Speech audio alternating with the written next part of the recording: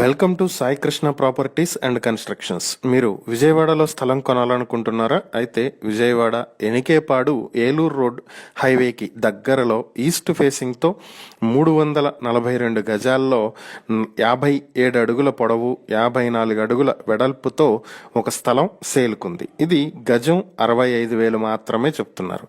ఈ స్థలం మీ సొంతం చేసుకోవాలి అనుకుంటే వెంటనే స్క్రీన్ పైన కనిపిస్తున్న మా నెంబర్లకు కాల్ చేయండి, లేదా ఇలాంటి ప్రాపర్టీస్కి సంబంధించిన మరిన్ని వీడియోల కోసం మా ఛానల్ను వెంటనే సబ్స్క్రైబ్ చేసుకోండి.